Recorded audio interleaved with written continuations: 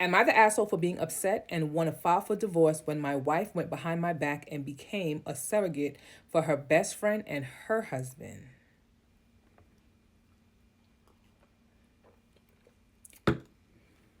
We shall see. First of all, I would like to apologize if I made any mistake because I never use Reddit. But I just need some outside opinions because a lot of people around me seem to tell me I'm overreacting. My niece suggested to post this here to open my eyes, so here I am. First of all, I, 31 male, has been married to my wife, 31 female, for 4 years. We met during high school, dated, and got married. I'm an introvert, but not antisocial. I can socialize just fine, but for some reason, I've never liked her best friend since high school. E, 31 female. She always gives me bad vibes. She's an extrovert, but to me, she's just someone who often oversteps people's boundaries under the guise of being friendly. Since we started dating, E has always meddled in our relationship, saying that my wife was too good for a nerd like me, that my only redeeming quality was my face. I did tell E to stop, and she did. Now E is more subtle and passive-aggressive. A year ago, E and her husband of 2 years visited her in our house. It was a weekend, so I was home, helping my wife taking care of our 3-year-old son, who was still 2 at the time.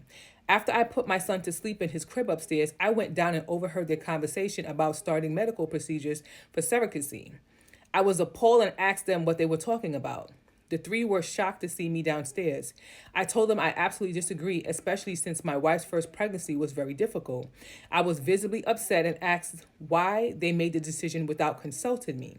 E made her own choice to have her tubes tied at 26. So why can't she consider someone younger or look into adoption?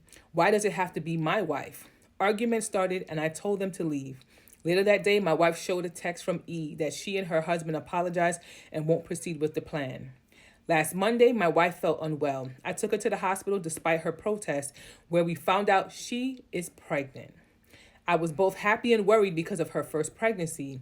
She was unusually quiet on the drive home. She then admitted that she had secretly undergone IVF procedures since last year.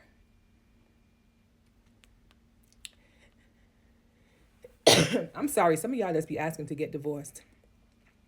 Because now, how do you keep something like that from your spouse? This is so selfish. Because guess what? My first reaction is, God forbid, if your first pregnancy was difficult, God forbid something life-changing happens.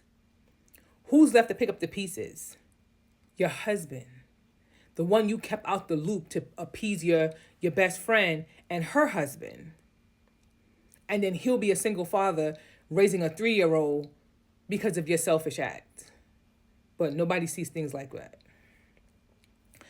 I asked her how was she sure it was not mine, and she told me after every session she was told to not do the deed for 2 weeks.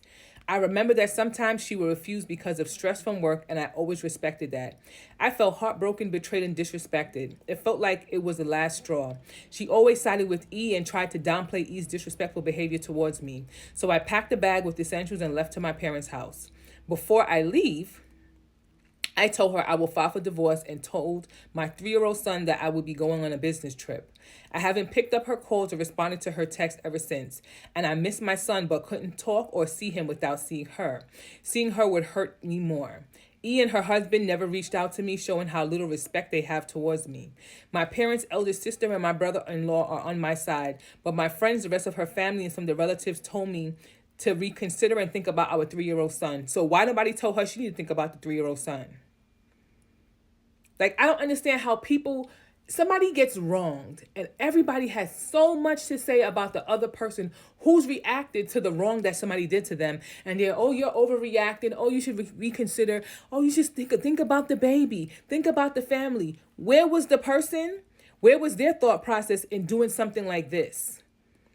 Like, you already saw your husband's reaction when you thought about trying to do it and y'all were just talking about it. And here you are.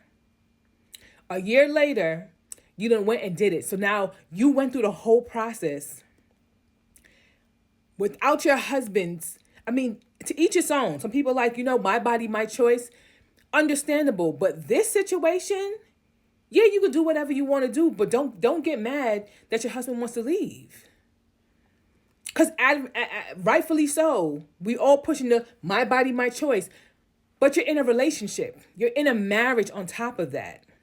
This man thought that this baby could possibly, he's probably getting excited and he's concerned. He's like, oh my God, we're about to have another baby. Come to find out, you behind his back. To me, that's cheating. That's cheating. Absolutely not. I would feel some type of way. I don't even blame him for wanting a divorce. I don't. I'd admit I've been crying and drinking all week. The ones who are on her side told me that I shouldn't be controlling and that her body, her choice. It was not my intention, but it just hurt and sad and disappointed. I truly love her. Why am I upset? Why am I disappointed? I'm not the one that likes to be vulnerable and make a post about what it is here. So am I the asshole? Tell me. No, you're not. Like I said, it's her body, her choice, but some choices have consequences.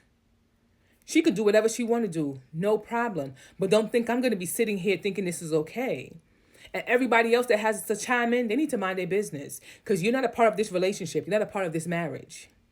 She welcomed her best friend and her best friend's husband to be a part of this marriage, unbeknownst to the husband. Because something like that, like I said, my thing, I try to be an optimistic person in all situations. But in certain situations, you can't help but to be a pessimist. Like I said before, if something was to go wrong and complicated with the pregnancy, who is left to pick up the pieces? Not E, not her husband. It's him going to be sitting down there, pick up the pieces, crying and sorrowful that his wife is, sick, can't do nothing for herself, or no longer here because of a pregnancy that she wants to have behind her husband's back. Cool, no problem. You can do whatever you want to do. Your body, your choice. But him getting a divorce and going about living his life, I can't blame him. In a marriage, you're not supposed to have lies. You're supposed to have good communication. She lied. She cheated. Disrespected. So why would you think that he's supposed to stay around?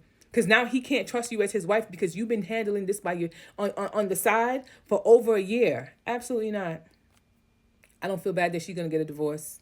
This right there, something like that. Yeah, her best friend has been controlling her damn near her whole life since y'all been in high school. And here she is, and y'all are grown adults, and she's still doing it. From the time that she was able to keep that from her husband, that should have been no. Because if I have to hide something like what was going to happen? If I have to hide a surrogacy or a pregnancy for my husband, then that shouldn't be my husband. So guess what? He gonna make it easy for her.